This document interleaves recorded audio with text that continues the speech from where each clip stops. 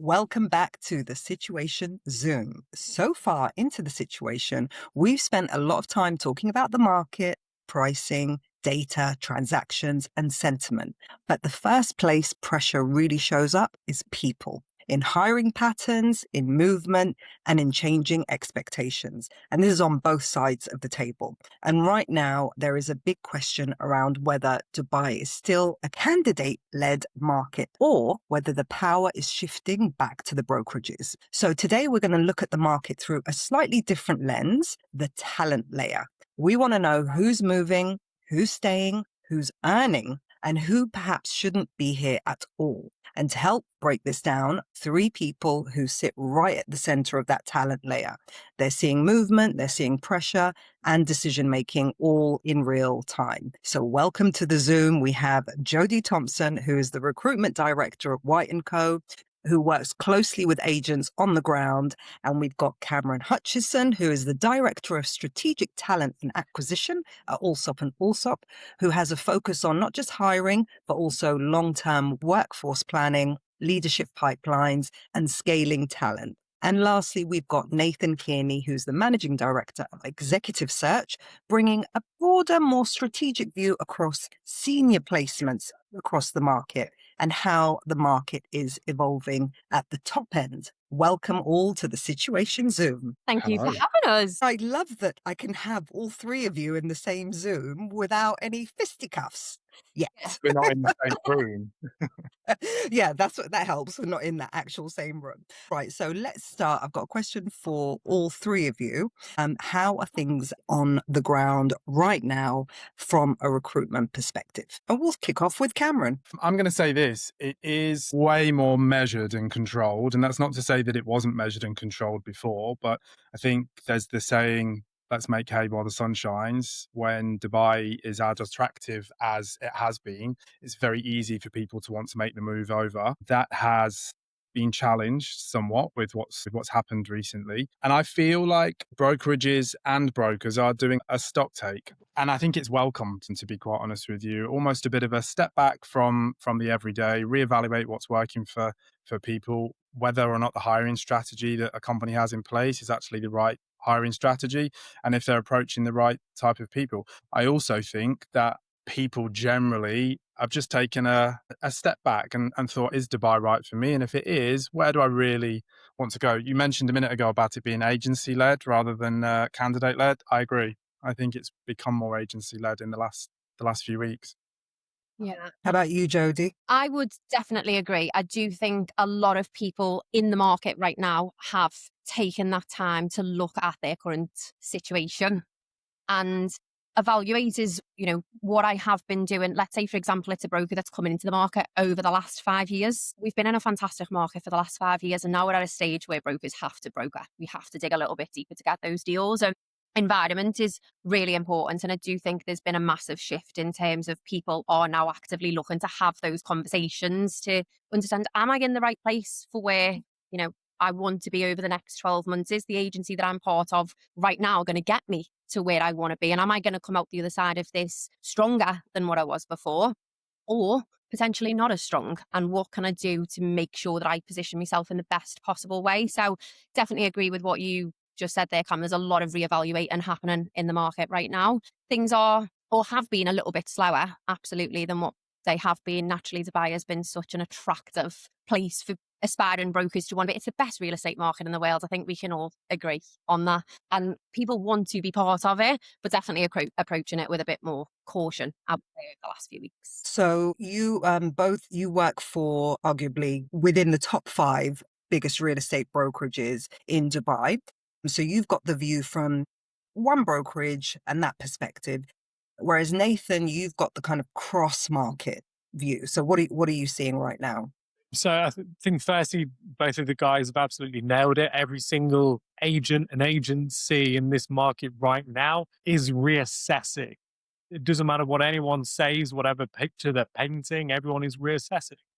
What decisions they make are completely different. Now, I'll give you a bit of an answer from a client and a candidate side. Candidate in my world is the broker, the manager, the team leader, the director. And I've noticed, and the company has noticed, you have some companies playing on the defensive side. They are pausing, making exits, cuts, maybe changing marketing spend. Then on the other side, you've got such wonderful companies who it's not their first day in the Middle East, seeing that this is the time to go full attack mode. They are going aggressive. They are seeing that a lot of companies were not prepared for this, and they are making, just like Cameron said, making hay whilst the sun shines. Because realistically, a lot of companies, a lot of business owners have not been prepared and haven't sailed the ship through this storm or a similar type of storm. So from the client side, you're seeing a split market. Some people are pulling back, some people are pushing forward. But summarize on the candidate side, regardless, every single person is reassessing. But what I would say is they're actually thinking probably subconsciously, what company am I? Am I in a defensive company where I'm probably going to have food taken off of my plate at some point, or I'm just not geared to grow? Or do I go to a company that's going aggressive and actually pushing forward and helping me conquer the market? I mean, we talk about acquisition or talent acquisition, and it's always been clear, recruiters, you're tasked with finding one person to fill a role. But a theme that's coming out, certainly Lewis mentioned it in the debut episode of The Situation Zoom, and Callum put a post out, I think it was yesterday, on his stories, saying now you are on the hunt to acquire businesses. Is that someone else handling that? No, so definitely something that we are actively involved in. I think one of the great things about having Daisy and I as a two-man band is we are very actively involved with the leadership team in terms of what direction we need to be going in and what direction the business is going in. And obviously there's a lot happening behind the scenes here at White & Co, and we will come out of this stronger on the other side because of the action that's being taken behind the scenes. However, I'm not going to say too much about that right now on here, because obviously that is Callum's place to share that news and what is happening with you guys as and when there's more updates on that, shall we say. And we hope to have him here in the Situation Zoom very, very soon. We'll just give him a chance to recover from his little Vegas trip, San Francisco or something. Okay, how about you? So look, it's not our first rodeo. We've seen, well, Allsop and Allsop began in the wake of the financial crisis back in 2008. So we've seen different market ups and downs. I was here, or rather I was in England for COVID because I got stuck. But I was working at Allsop and Allsop during COVID, and we came out of COVID far more dynamic, far more lean, far more strategic in terms of the direction we were going in. And actually, I think it's common from a lot of businesses, and they bounce back from the pandemic way, way better than they ever expected to. And since then, Jodi, you've mentioned you've operated in recruitment. Since then, we've been in a fantastically rich market. It's been great. What will come now is what agencies, or rather what agents, can actually sell properties, because anybody can sell in an upward market. But what businesses are training and retraining and their staff, that's important. To the point of acquisition, Lewis is Lewis. I'm sure we'll have all sorts of things going on at Allsop and Allsop. But what I can say is we have been fully instructed to speak to every single local based agent here in Dubai. So if anybody's listening and they've not been contacted yet, you will. So, on the day-to-day conversations with candidates, what's changed? For any of them, have you witnessed any that have kind of changed their mind? They were about to get on the plane and come over. A lot of them you're hiring from the UK, which is where I'm at right now. And what I have noticed, certainly in the UK, is a rise in that self-employed model. So there's a shift happening in the UK. But obviously, in order to be able to switch to that self-employed model, you need quite a fair bit of savings, which is quite hard to do when the cost of living is so high. So is there still an opportunity to keep bringing candidates over from the UK? What are the conversations that you're having now? What's changed? I think, if anything, this is going to show you who was actually really taking this move seriously and who really is interested in getting into real estate and building a successful career, over those who are reaching out to have these conversations because they want to come and live the Dubai life, which I'm sure myself, Nathan and Cam have experienced plenty of over the years. And given our experience in the market, I think I can safely say for all three of us, we can very much see through that now. And we know who we're looking for. We know who the right fit for our teams are. We know who is going to add value to what is already incredible businesses. So I think anybody that was seriously considering this move and had done the research and had the understanding of what they were getting themselves into is still actively having those conversations and still wanting to make that move. Of course, March, flight disruptions, that did put a little bit of a spanner in the works. So yeah, so anybody who's done the research and was really serious about making the move is still having those conversations. Again, as I mentioned earlier, definitely while exercising reasonable caution. Again, you are making this move and coming into a very competitive industry, into a commission-only role. And a lot of people are wanting to do it at the right time and not wanting to put themselves at a disadvantage. But again, I think the quality of the candidates that maybe we attract or we speak to, most of which do understand that any sales industry that you work in the world is never going to be on a continuous upward trajectory and is going to be really easy to sell in forever. Like most sales based roles, they operate in cycles, right? There's peaks and there's troughs, and anybody who is serious about getting into the industry will understand that. But as I said, yeah, there's definitely, especially March, early April, a little bit quieter on the application front, but the conversations that we were having were with some brilliant candidates who are still planning to make the move over.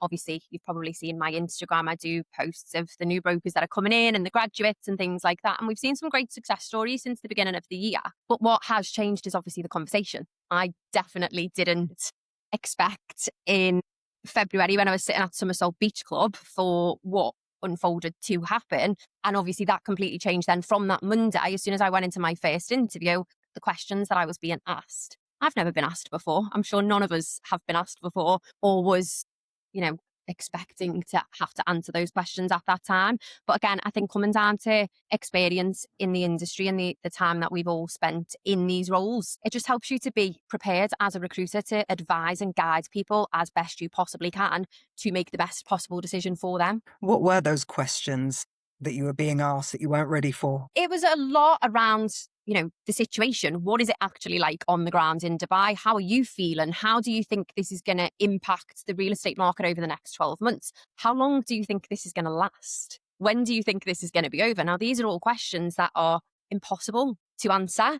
We can, make educated assumptions, but nobody has a crystal ball, unfortunately. But what we can talk about and what can be discussed during these calls is what we're actively doing as businesses to, again, make sure that we remain fully operational, we keep as many people in jobs as possible, and how we, as you said earlier, Cam, how we train and retrain brokers to work in a different market is the most important thing for any brokerage right now. Cam, have your conversations changed? Yes, massively. But I would say this, I've actually been really proud of the people that we've been speaking to, because we probably had a 10% drop off for people saying they absolutely do not want to make the move to Dubai, which I'm okay with. If you don't feel right and it's not the right time for you now, then fine.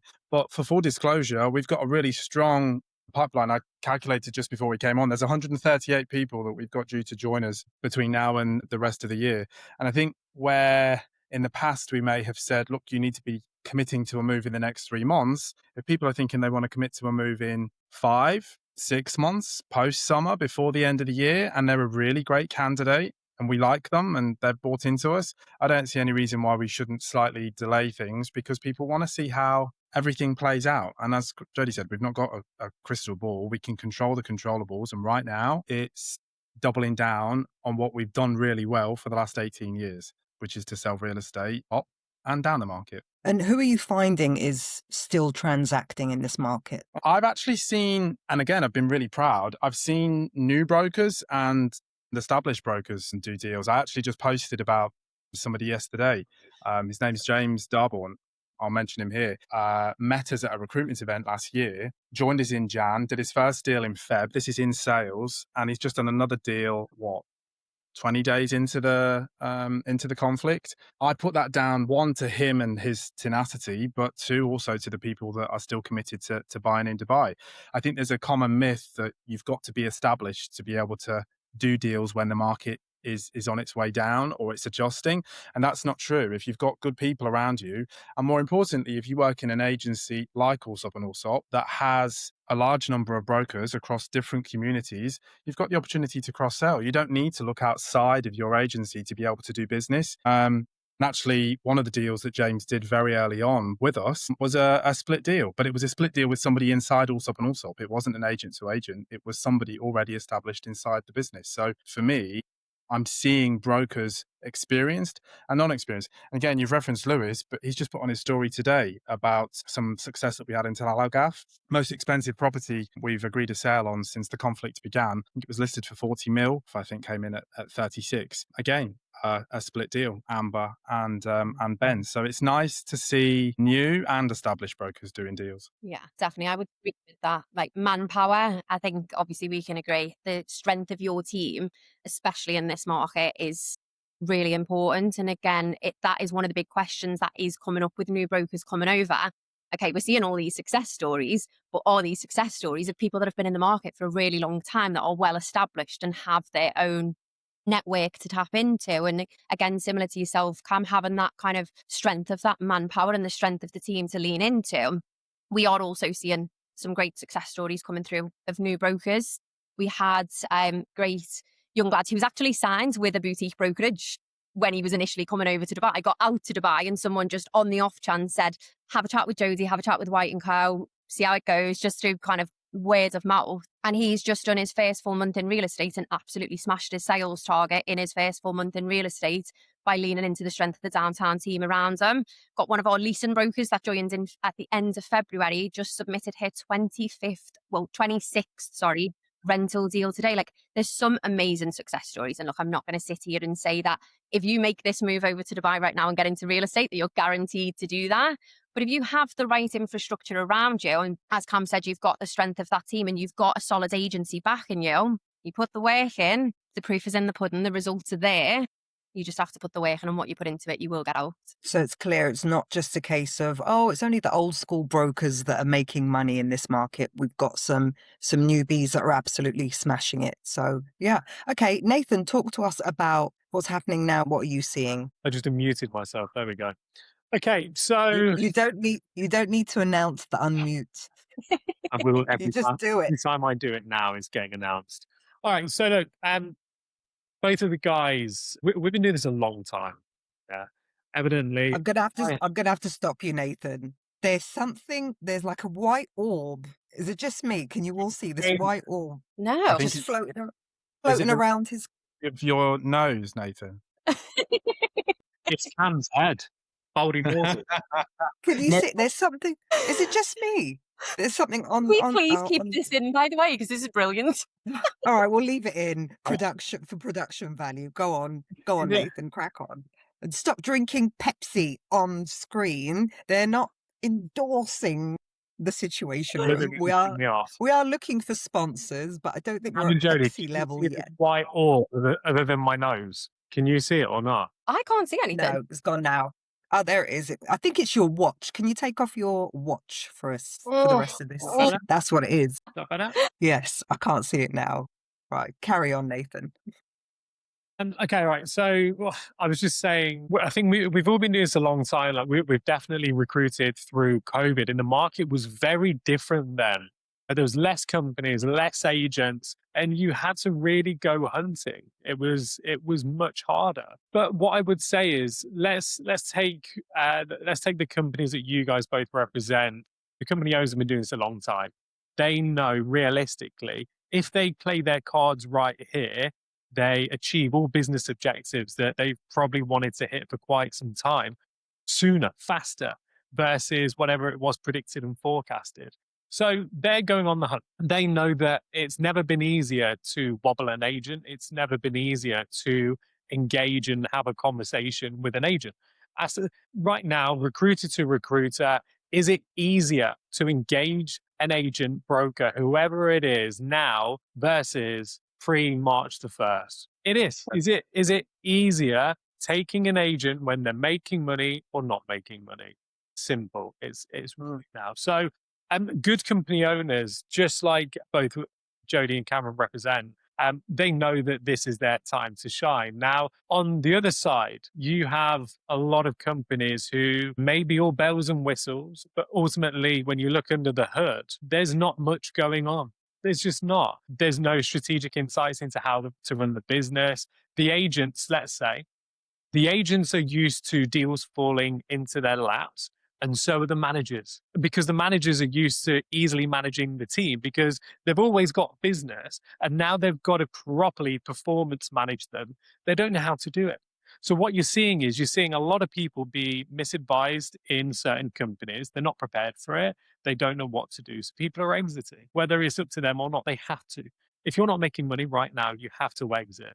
The defensive company owners don't really know what they're doing right now, and it's evident in the decision making that they are being shown to be doing.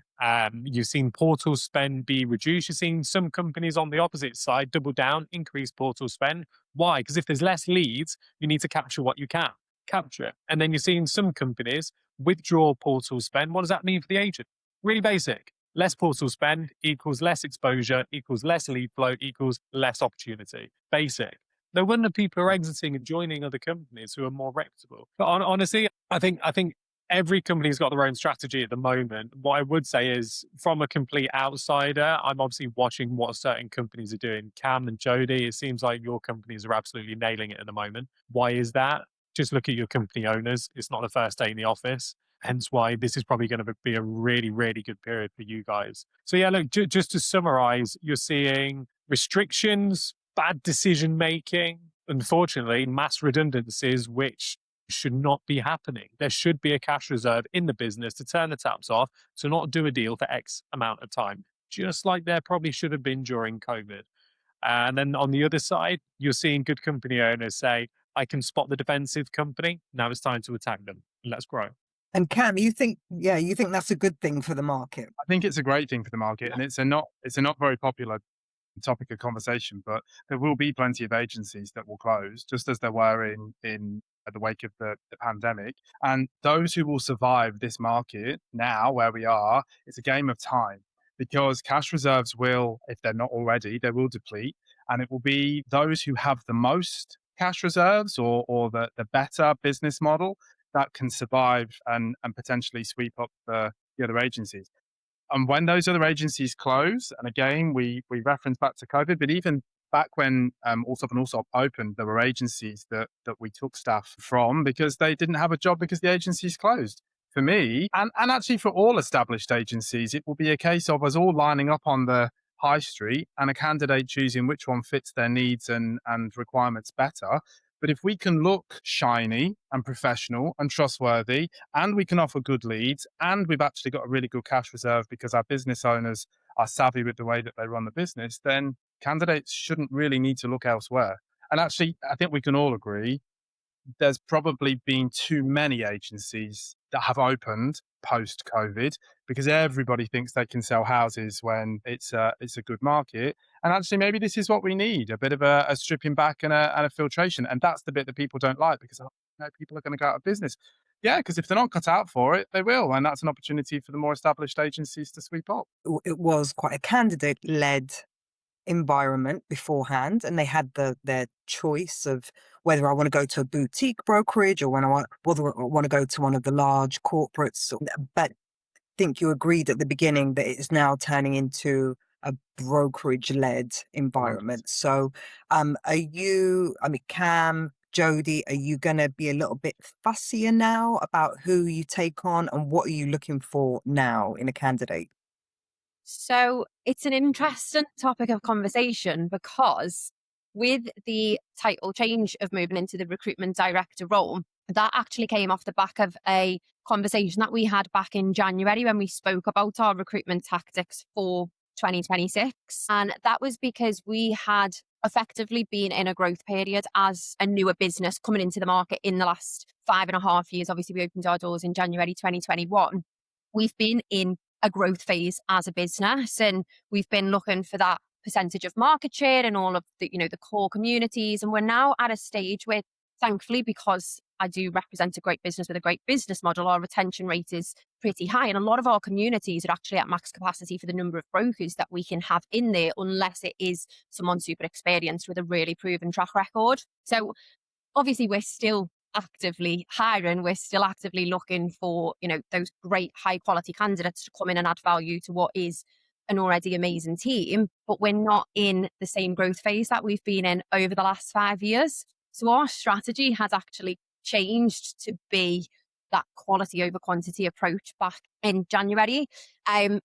So obviously when this kind of happened, it wasn't a shock to the system where we had to, regroup and reassess our strategy and relook at what we were planning to do for the rest of the year, because it's what we had already kind of agreed back in January, which is a very, very strong position to be in and something that I'm really grateful for. Obviously, I've been with White & Co over the last 3 years, and I've seen the astronomical growth that we've had in terms of not just the brokers, but every single department within the business. So we've all seen. We've all seen. So yeah, a very fortunate position to be in. So we've not had to change our strategy for the rest of this year based on the situation, but we had a change in our strategy based on where we were in the market as a business. Cam?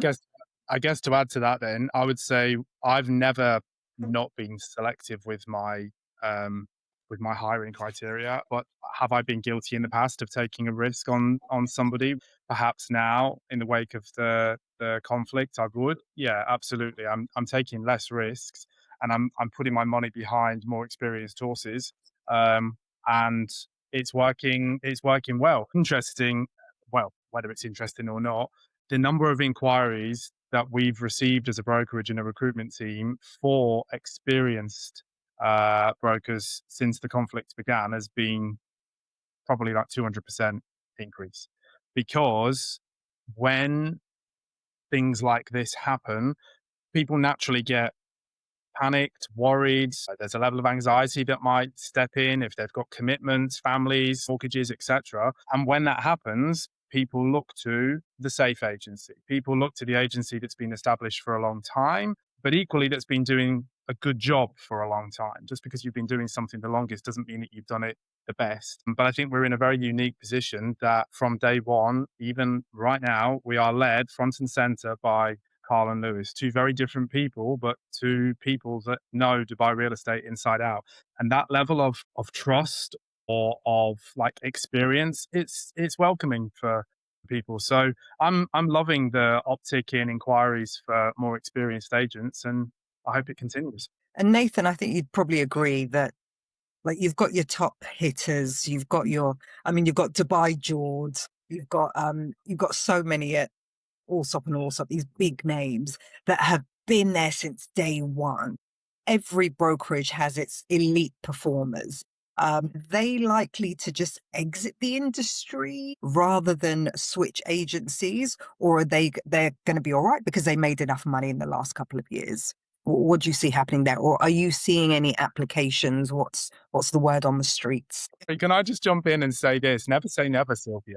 Do not put that into the market. Please put things into existence. Stay away from George. Okay. Every horse has its stable. Can I just answer whilst Nathan prepares his answer? Okay, go.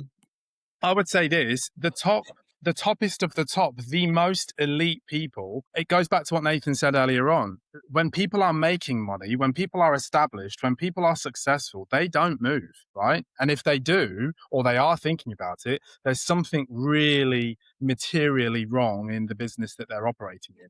Because if we talk about our top 10, top 20, top 30 brokers, I'd like to think that they feel settled, valued, respected, and are earning well and will continue to earn well when the market returns. Personally, I don't think you're seeing top. Of course, if we mentioned Roberto from Bispas, which we can do now because, of course, he joined us last year, but I don't think you're going to see top brokers move. And if you do, then I doff my cap to you. I agree 50%. Again, I'm surprised this is the first time in 34 minutes that we've found a difference of opinion, but not drastically. Right now, what we're seeing on the client side, so agencies are, just like Cam said, if someone was risky before, they're now super high risk, maybe step back. Massive reassessment on the client side as well, not just the candidate side. Now, what I can tell you from the outside in and speaking to, I've got a team of 24 recruiters, headhunters.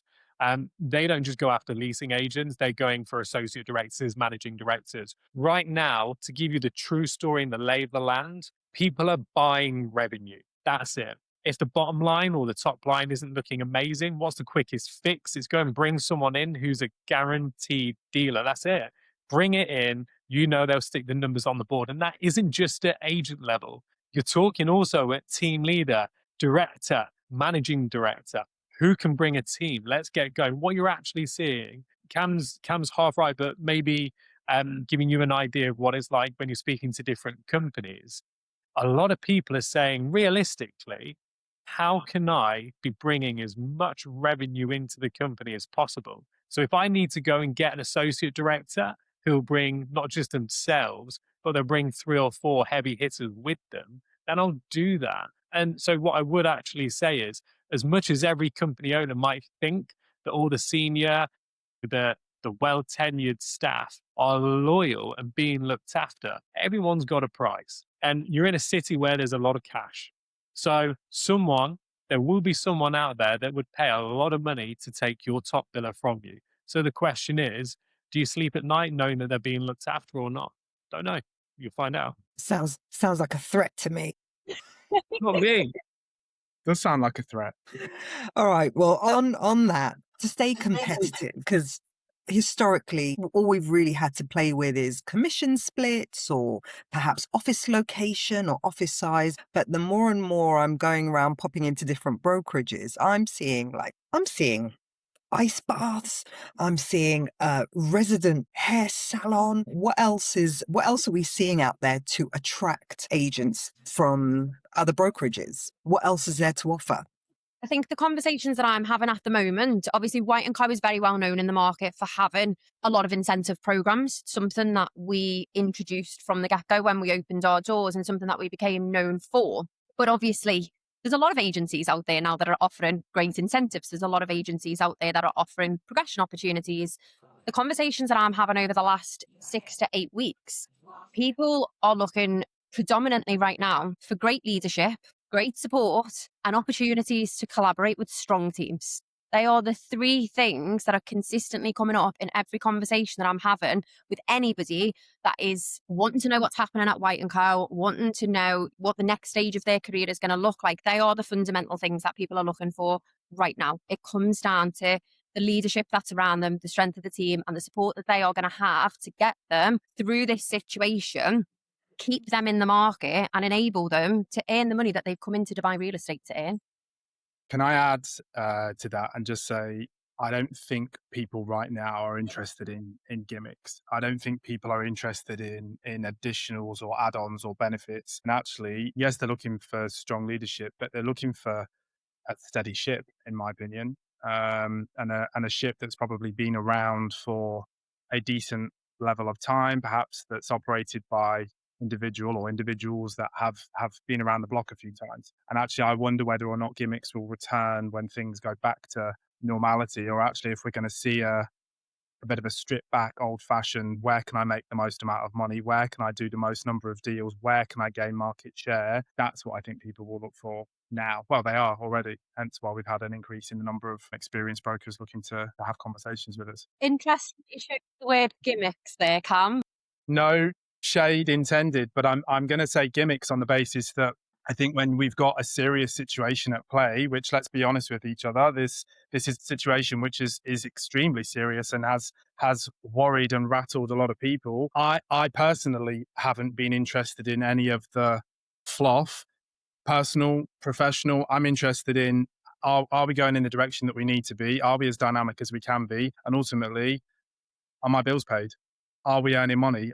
Are we doing what we need to do? And that's why I use gimmick, but fluff, anything miscellaneous to the job of being a real estate agent, I don't think people are interested in at the moment. I do think it got back to what you said about people feeling valued, though. I think incentives do play a big part. And I think that has been proven with a lot of data in terms of companies that do offer those kinds of incentives, in terms of not keeping people motivated, right? The people that we are looking for in this business and the people that you guys are looking for are all sort of people that are serious about making money. What the incentive does is those people that are making money, those target hitting brokers, feeling valued for the work that they're doing. It's not an additional driver to do the work. They're already to do the work. It's just the feeling of valued, of I've done a great job and the business has done a great job of looking after me in return for doing that.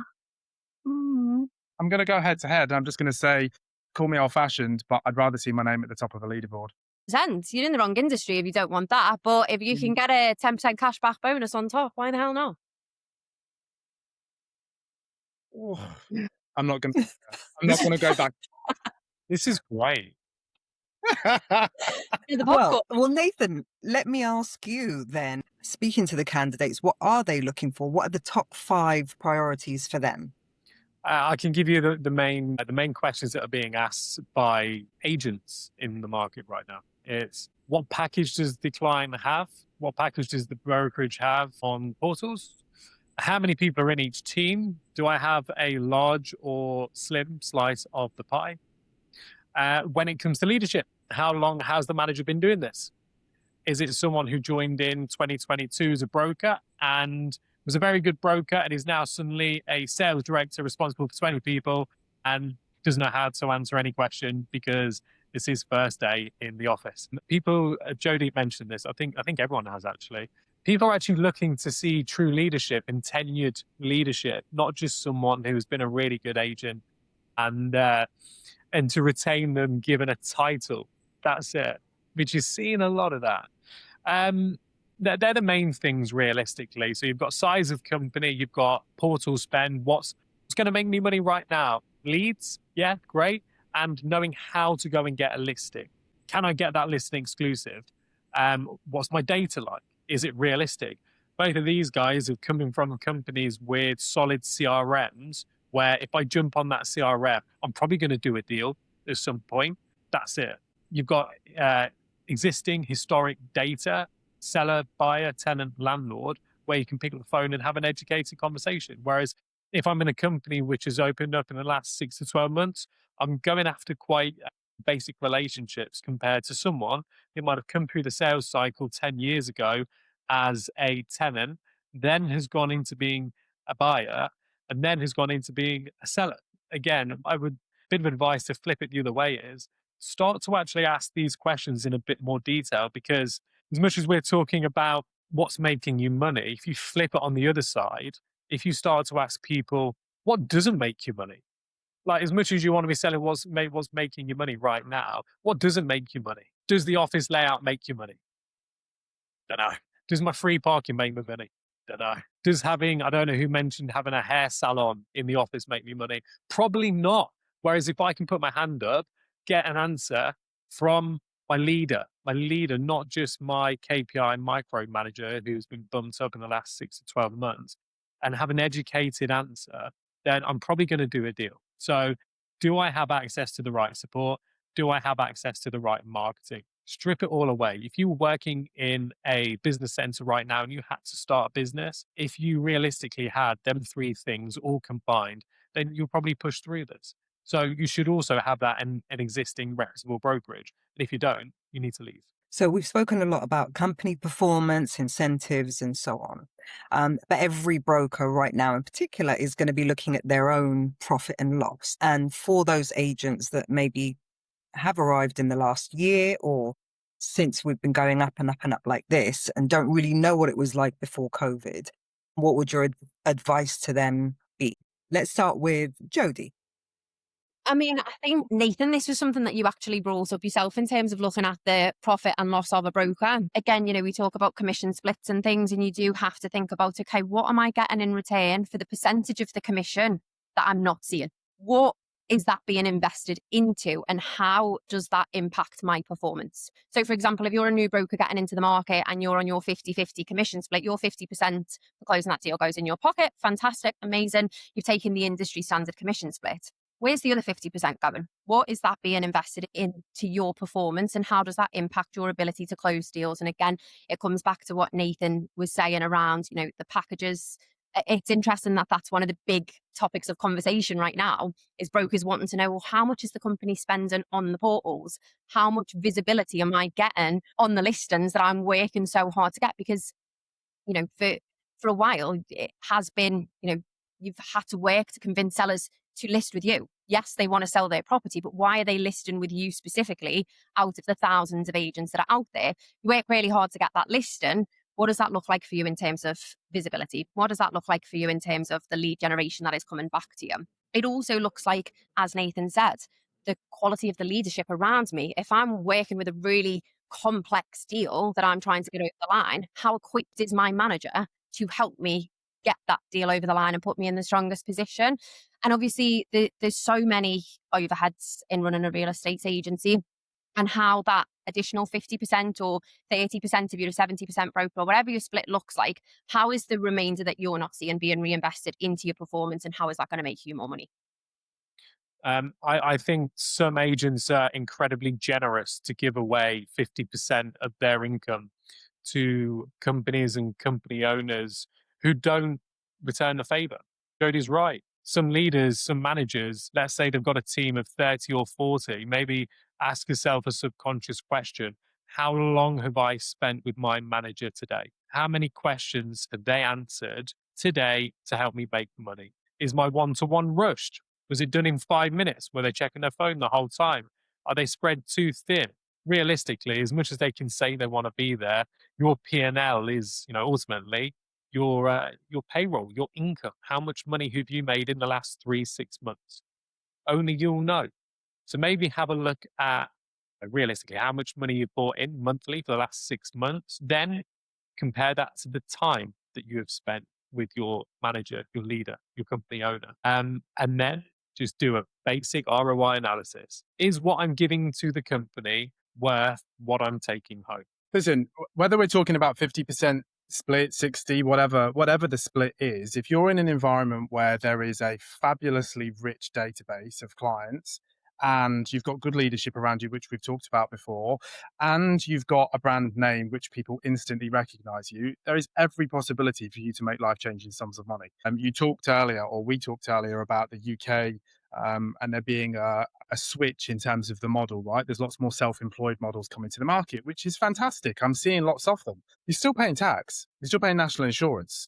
You're not doing that here. And I think regardless of the split, if you're a really good broker that can properly work the room, there's every possibility that you could be doing deals with multiple people multiple times in the year that gives you that extra bump or lift. And also commission splits, they can increase, but they can also decrease. And I think running a business at a level which allows us, and I'll talk about Allsop and Allsop exclusively now, which allows us to reinvest and make sure that we can be a business for the long term, that's a good place to be. If you're a broker in a marketplace right now that thinks you're doing well because you're earning 70, 80, 90%, there's not an awful lot of that split to go back into the reinvestment into that business, to spend on things like portals, to spend on things like training, development, and make sure that the future of the business is set. So bringing it back to P&L, yes, it's important for agents to earn money, but one thing which I don't think many agencies do is actually educating their brokers on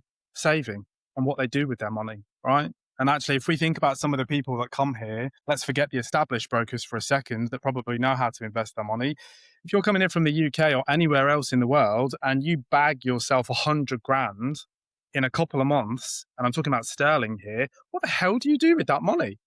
How are you investing it? What are you doing? And yeah, okay, go do a bottle service, rent a Lamborghini, go do what you need to go and do. But in the same breath, also make sure that you're operating in a business that says, hey, have you thought about what you're going to do with that money to make it worth more in the future? And actually, we run many series in our business called Invest Series. And it's there to help brokers actually invest the money that they might earn. Caveat, it's not investment advice, it's guidance based on already wealthy individuals within the business. So I think, yes, earning money, but also what are you doing with the money that you're earning? Can I just jump in? Cam, you mentioned something about obviously the tax situation. Linking this to the current situation purely within real estate, I don't think people or brokers truly appreciate the industry that they are in within this current situation. Let me explain. You have seen many people in hospitality, finance, healthcare, even be laid off. They don't have jobs. When they apply to a job now, they're probably going against 1,000 other applicants. Because of that, you're going to see incredibly low salaries be offered because clients are going to take advantage of that. Agents are in an industry where if they dig deep, they can still earn money in a tough market. I think people overlook this sometimes. If you're in a different industry, you only have one way of changing your financial situation, and that is to find a new job. Hey, guess what? You're still employed. you can still pick up the phone and speak to a seller or speak to a buyer and try and piece together a deal. Yeah, some people might be looking to change their life financially. Some people might be looking to just get by, but you're in a position where you can do that. So, one thing that I think a lot of people have really overlooked, and any agent who is moaning about the market should probably leave right now. Probably this isn't for you. Just leave. Why? Because if you really like this industry, you'd be smiling. This is time. This is time. You ask for less competition and you ask for quieter roads. Guess what? You got it. You're not happy. Okay, you want everything. This isn't for you. So one thing that I would advise everyone is just take a bit, do a bit of a stock check, as Cam said. Is this for you? Realistically, this is realistically where you separate the wheat from the chaff. So, yeah, just thanks for letting me jump in with that one. There were a lot of people who left, either went to Bali, either went to Thailand. And luckily, a lot of the brokers have that flexibility where they can still write business from the beach in Bali. Are they still there? Is it a bad thing that they upped and left? And I want to talk about, I've seen a lot of hate online about people that left. Like, they've been attacked to some degree, and I feel part of that too. Like, I'm in the UK right now. I do want to come back, but yet here we are. So what about the people that have left? I'll say this. I don't think people should be attacked for the fact that they left, because I think everybody is dealing with this situation as they feel fit. Some people will say they're unbothered by it. Some people will say they are. I've seen lots of brokers send their families out of the UAE because they feel safe to do so. However you feel and whatever you've done is fine. Do I think that let's go to Thailand or Bali and go and have fun whilst everything calms down is the right thing to do? No. Do I believe that business owners should remain with the business? Yes.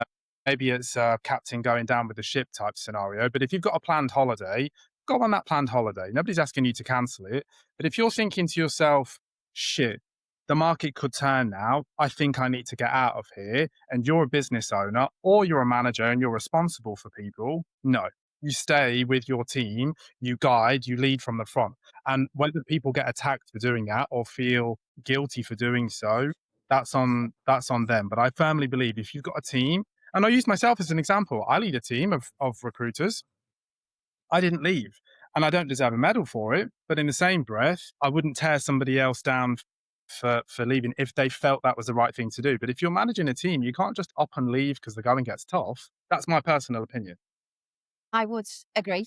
I would say everybody deserves a holiday. Brokers work incredibly hard. Q1, naturally, people come back after Christmas. They are ready to work really hard. And we have a kind of a 3-month season that we work in, where we go full steam ahead. We give it absolutely everything we've got. We drive the results. And then if you feel like you want to take a break, take a break. And of course, some people did look at that situation and go, okay, a little bit of uncertainty right now. I was going to go on holiday at the end of March. I'm going to bring that forward 2 weeks, and I'm going to head off to Thailand or Bali, and I'm going to go and have that week's holiday that I was going to have anyway. But I'm going to come back ready to double down and give it everything I've got to be successful. And you're doing it with the right mindset and the right frame of mind. That's a totally different conversation. For somebody who felt genuinely worried about the situation, for somebody who felt very uncertain and felt that taking themselves out of the equation temporarily to assess the situation from the outside looking in, is a totally different conversation. Again, to somebody taking a week's holiday,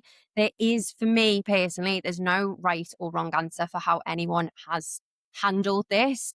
People have just done what they felt is right for them in that moment. And again, who is anyone to judge anyone else's decisions in a situation like this? Nathan's not going to add anything to that, so we'll move on to what Nathan can add. And we've had quite a heavy focus on data, trends, and I know you love a quarterly report. So what is the data that you're watching right now, and what story is that telling us? I'll give you the data from last week alone. We had 146 internal interviews. There are registrations with experienced agents. That's a lot of people knocking on the door saying, hey, I need some help, I need some guidance, whatever it may be. And then from them, I think we sat at around 120 something client interviews. That's 120 interviews with brokerages by experienced agents in the market. I think that's the most we've ever had. That's a scary number of people. So, one thing I would say in terms of the data tells a story. That's what it's there for. The story is ultimately that people aren't in the right position right now. As much as we can say certain companies are doing certain things, if candidates are more open and are actively engaging in conversations with other brokerages, ultimately there is an element of uncertainty, or there's an element of people not being looked after in the right way. As much as company owners can say they are, everyone, we know the candidates that are moving and interviewing right now. So what I would say is a bit of advice just on our data is maybe everyone or company owners, HR directors, maybe do a bit of a stock check, have certain, one-to-ones, check in. How are you getting on and how are we doing? How are we doing? I had a really honest chat with my team. Look, we're a small team. We've got 24 recruiters. We're nothing like Allsop or White and Co. And I said to the guys, look, how am I doing with this? Have we made the right calls here? What would you have done differently? Thankfully, we've made some very good decisions under a lot of pressure, despite there not being many choices realistically. So based on the data that I've just given you, I would advise everyone, actually, whatever role you're in, just start to have honest conversations. Sometimes I think people, they try and put their head in the sand, make a call and hope that it's the right one and see how it plays out. But maybe now I'd be doing more surveys, feedback sessions to try and get a lay of the land to see what the mood in the camp actually is. So that actually you don't come out of this. Yeah, you might have scaled, you've brought in a lot of new recruits, but actually you've lost a lot as well. Because then, again, you're going to be flat versus if you want to be going aggressive and scaling now, you need to be going up, not up, down, up, down. Brokers aside, let's look at, you've got the ops team, you've got the management team, directors, executive team. What's happening with salaries in a market shift? We'll tend to see some supply and demand. Like if there's less quality sales managers or directors or, I don't know, videographers or listing coordinators, what's going to happen to salaries? So really, really simple answer with this. It's basic economics. So what I said to the team as soon as, I think it was March the 1st, the Monday maybe, I said, this is basic economics here. We call it Reconomics, as cheesy as it sounds. If there's less deals coming in, people have to save money. Where do they cut deals from? Or where do they need to look at as fast as possible? They exit the off-plan team, then they go salaried staff, and then they go from there. Some companies are saying other companies are making exits when they're not. It's chaos right now on the salaried front. So what you're seeing is exits are happening. Because of that, you've got mass redundancies. With mass redundancies becomes a higher candidate flow for certain jobs. Because there's more candidates going for the same jobs, the clients they're not silly. They know if there's more people applying for a job, they can decrease the salary and save money. Why not? It's basic economics, isn't it? So what you're actually seeing is there's larger pools of candidates available for certain positions, quite niche positions that we would have sourced for previously. There's probably only a couple of people in the city who were good for it, and they were pretty locked in. Whereas now, salary cuts, that person wants to have a conversation. It's game on. Just like we said before, there's always someone out there who's got more money. And there's always a company owner which will pay more money to get that person. So what you're actually finding is if you're a superstar and you've previously been locked in with quite a niche position, someone's going to pay what they need to get you through the door to take advantage of that. Is there not awareness, though, that candidates should have? And obviously, you're dealing with multiple agencies, Nathan, rather than me recruiting for Allsop. But selling yourself to the highest bidder is not necessarily the best way to grow a career. And in times of not necessarily austerity, because I don't think that's where we are, but in terms of businesses tightening their belts, evaluating who actually operates for them and at what level, sometimes going from the frying pan into the fire isn't necessarily the move. Staying put if you believe in the business, staying put if you believe in the market, and evaluating in the future I'm almost tempted to say that candidates would be better off doing that. Of course, that's not going to help you as an executive search agency, but yeah. Based on our placement history, I disagree based on data. I think you might be right for the certain type of candidate or person. Every horse has its stable. That's what I mean. You're correct. Your theory is correct for the right person, and it's incorrect based on a different person's requirements. You'll never know. Everyone's different.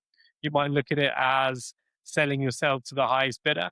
Someone's actually going to go, do you know what? I've been with this company for a long time. They've not increased my salary for 3 or 4 years. They've actually decreased my salary. I've seen their true colors. And now I've got someone who's actually willing to pay what I think I'm worth. I'm going to have a conversation. So it's all based on who you're speaking to and what their current situation is. You're right and wrong. Thank you. I want to spend the last segment discussing what your outlooks are, what your predictions are for Dubai real estate recruitment, short term and long term. So we'll start with you, Jodi. I think as we have all already started to experience over the last 6 to 8 weeks, I do think a lot of our time now is going to be spent, especially with the agencies that me and Cam openly represent. That is going to attract a lot of experienced brokers that are looking for those more stable ships, that are looking for those stronger teams, that are looking for that good, solid, proven track record, because naturally the situation has caused a lot of uncertainty and people are at the stage of reevaluating where they are at the moment. In terms of people moving over from the UK, again, as I mentioned at the very beginning of the call, it is going to show us who is really serious about making the move. And some of the people that we hire over the next 6 months, I genuinely hands on heart believe are going to be some of the strongest brokers that the market will see. People that are going to come over and they are serious about it and they know what they're getting themselves into and they're still willing to take that risk to do that, to put themselves in that situation because they have that genuine confidence in their abilities to do so and they're willing to put everything on the line to make it happen. In terms of the market from a recruitment perspective, as we've mentioned, as Cam mentioned specifically, unfortunately, there are going to be agencies out there that are going to be severely impacted by this situation because they've either not been prepared or they're not in a position to weather the storm as such. And some of those companies are going to have fantastic brokers that are going to be reaching out to the likes of me and Cam and wanting to make those moves. And I think for you and I, Cam, representing great agencies, I think we are going to be very, very busy over the next few months. And I think we're going to have some great people coming through our doors. And like you said, I'm really excited about this. I'm really looking forward to see what the next few months do bring. But yeah, I think the demand is still there. The interest is still there. People still have the belief in Dubai. The transactions are still happening. There's data being released regularly for those who are sitting on the sidelines thinking about making a move. There's a lot of data that is out there that people can easily find if they're thinking about coming over from the UK or they're thinking about changing agencies. But I think the biggest shift that I think we will see, and as Nathan said, you've just had the most experienced brokers in a month that you've ever had reach out. I think that is where the biggest shift is going to be. We are going to see a fair bit of movement in the market. I'm curious, we're used to brokers doing splits. Is there an opportunity for recruiters doing splits? Like, oh no, this has got Cam written all over it. I'll send them over to Cam. Or no, Cam will be like, no, this has got White and Co. This is that culture. Could that happen? Could we see that in the near future? A candidate to Cam a long time ago, and it's like he thought it was a poison chalice. Why are you doing this? I'm trying to help you. Really? Yeah, listen, it's not a regularly done thing. It should be though. So when it happens, you gotta be cautious, especially with you, Nathan.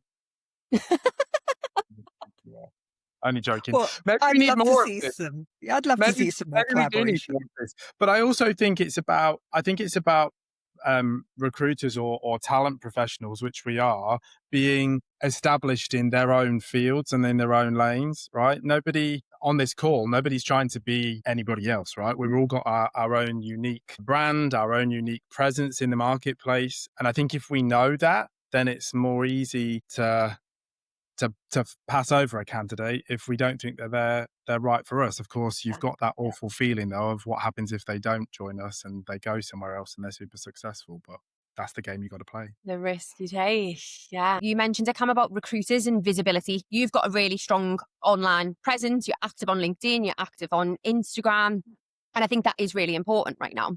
And I think when you look at someone like myself, you look at someone like yourself, who is fully invested in the business that you represent, like you wholeheartedly believe when you sit down and you speak to your candidates, you wholeheartedly believe that if it is the right thing for them and Allsop is the right place for them, then it is the right place for them to be. And if it's not, it's not. You can't be the right place for everybody, and not everybody that you speak to is going to be the right person for your business. And I think when you wholeheartedly believe in the success of your business, you're not going to put yourself in a position to bring the wrong people in, because it doesn't make sense for the broker or for the business. And No, I agree. one thing that we've spoken about, this training agents to be better agents. One thing we've actually not discussed is the quality of the recruiter in Dubai real estate now is not amazing, is it? Let's be honest. Sylvia's like, no, are we really going here? I only know you guys plus like 2 or 3 more. What am I missing? One thing I'll say, we may all have a very big difference of opinions a lot of times, but we've been doing this a long time. We don't job hop or anything like that. I was practically born at Allsop. Whereas With hair. you and me both, mate. But generally, the reason, do you know what? We always disagree. We've got our own corner to fight from, but we've all got an element of respect for each other, because our competition, I'll come on to slagging off the competition properly in a minute, but the level of competition, just, this isn't going to be recordable, is fucking horrendous, isn't it? Like 2 month, 3 month, 6 month, 2 month, 3 month, 6 month. It's horrendous. No wonder we've got a big following and we do a lot of business. Because, do you know why? Because we just do the job and we keep doing it and we don't change and go, oh no, the market's hard. Anyway, right. Let's go. The market is going to teach recruiters how to improve their skills. So ultimately, you're seeing a lot of recruiters represent brands that aren't recruitable for in tough market. You're seeing them be able to throw cash at a problem, bring people in. That doesn't make them money anymore. It doesn't. So what you're actually going to see is a lot of recruiters either be exited or exit themselves. Why? Because they're not going to be earning any commission. It's not going to happen. So you're going to see the recruiters either step up or step out. And I think that's wonderful for the recruitment industry. Why? Because realistically, there's been a lot of recruiters getting by on selling dreams that are dreams alone. So realistically, if these recruiters can now learn how an agent actually makes money, the specifics on how to drive lead flow, how to add value to a process, a pipeline, and a conversation, they're going to be able to have better conversations. And what you'll see is, you'll see a lot of these recruiters, which are glorified HR, start to become headhunters. It's wonderful to see. I'll say this, not all recruiters are created equal. Not all real estate agents are created equal. And if you are confident in the corner of the world that you represent, your little piece of the internet, and you are confident, trustworthy, you're intentional with the information that you're giving, then actually you'll continue to win pre-pandemic, post-pandemic, pre-conflict, post-conflict. And actually from a medium to long-term view, if I'm a broker watching this now and watching the market generally, I'm thinking to myself, what companies are going to come out of this and explode? Like we saw with post-pandemic, what companies are going to gain market share and continue to gain success and establishment in the marketplace? Because make no mistake, there will be agencies that will close and there will be brokers that will be jobless, and the best ones will get snapped up by the best agencies. My final thing, just on medium to long term plan, I'm really surprised at how many long standing brokers are starting to reach out. And I actually had one over the weekend who I started to engage with 9.5 years ago. And she chose another agency, which, fair play, you can't win them all the time. But 9.5 years later, she's back in touch because I've been constant, because I've been visible, because I've provided trustworthy information, and the company that she operates for hasn't done the same. So she feels not necessarily misguided, but somewhat let down. So I think actually look for the recruiters who provide the most intentional, trustworthy information. And going back on what we've all discussed, having a personal brand, being visible now more than ever, it's the non-negotiable for me. You should be visible front and center. Business owners, recruiters. I can't necessarily say that brokers should be visible because they're too busy brokering deals, but we're all Instagram and LinkedIn whores, right? We've got to post, we've got to be visible, but we've got to be intentional with it would be my request. Any closing golden nuggets from this wonderful panel? I think we need to do another one at some point on culture. That's going to be an important one, shifts in culture and training. So I'd love to have you back for that one. But yeah, any last golden nugget? I think we should also do a name and shame for some of the recruiters that don't necessarily do it so well. Nathan, you've picked at something there, and I'm thinking, yeah, maybe we should There's name a and big long shame. line, isn't there? There's a big long line, honestly. There is. The thing is that we've all worked bloody hard to get to where we are, haven't we? Long days. This isn't a 9 to 5, is it? It's No. a long, long process to get to where we are. It's survival of the fittest, realistically. I think he's good because realistically, you're competing against people who've been doing the job for 2 minutes and all they're doing is take a picture of themselves on the beach. I won't go into too much detail, and then they think they get candidates from that. If I could, I would, but unfortunately, I've not been blessed. So yeah, it's good. It's going to step up now. Good. Dig in, have a fight, headhunt properly, pick up the phone. It's needed. My closing golden nugget is this: ask questions. Literally ask me anything. Slide into my DMs, visit my office, do what you've got to do to get the information that you need, because I am an open book. You want to know what's really going on in the real estate market? You really want to know what's going on in Dubai and Dubai real estate? Come and have a chat. Because I'll guarantee one thing: honesty and advice for sure. And yeah, if you're not right for me, I might send you somewhere else. Might not. I've got a golden nugget to close off. My golden nugget is don't trust the internal recruiter. They're paid to sell one company. Go to an on-the-fence advisor who will give you a true lay of the land. Don't believe the wolf in sheep's clothing. Who's being paid to place candidates Sorry, from their clients. Cam, we're a charity here at Executive Search LLC Free Zone. It's charity. I thought so. I would say this: you should trust your gut. Really, I'm sorry. You've got a big one on the line, Nathan. You have, but you should trust your gut. You have a big one. Telling you to go to a He's nibbling hard here. Then go to an independent recruiter. But if you like the look of that established broker with the agency and the recruiter that's been there a long time, you know where to go. We'll leave them to it, Jodi. From you, I would like... live for, though. We live for it. It's good. I'd love some a golden nugget or some advice on LinkedIn, because I think that brokers have really, these last couple of years, brokers have learned how to smash Instagram, but what can they be doing differently, if anything, on LinkedIn? I think with anything, you have to, as you mentioned about that stock take, you have to assess your audience. What do people that I want to attract, what do they want to know? And sometimes it can't just be, flogging the same dead horse. You can't keep recycling the same post and the same information over and over again. You talk about personal branding. You talk about, posting a picture of yourself on a beach. A couple of days ago, I posted a picture of myself outside Maya Bay in Thailand. It ended up on Reddit getting absolutely roasted in the comments that it was an AI photo and it photoshopped myself there. So you're never going to be able to please everyone, but I think it's understanding what your audience wants. And it's like anything, it's doing the reps. We talk about it with the brokers, do the reps, do the basics. Fundamentally, every single day, you'll see the results. It's the same with social media. Understand your audience, do the reps, you build the following. I constantly ask my audience all the time, what do you want to see more of? Like me posting on this platform is not for the love of the posting on the platform. It's because there's an audience out there that want this information. And if I'm not asking what you want to know from me, I'm just constantly spinning the same stuff all the time. But what I will say with the LinkedIn side of things is it's like everything. It takes time. Building a personal brand takes time. Creating content every single day takes time. But it's like anything in life. You want the result, you got to put the work in. Thank you very much to my wonderful panelists.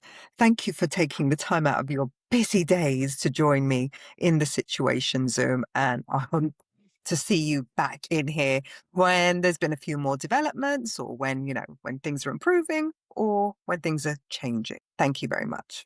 Thanks, Sylvia. Thanks, Thank you, guys. guys.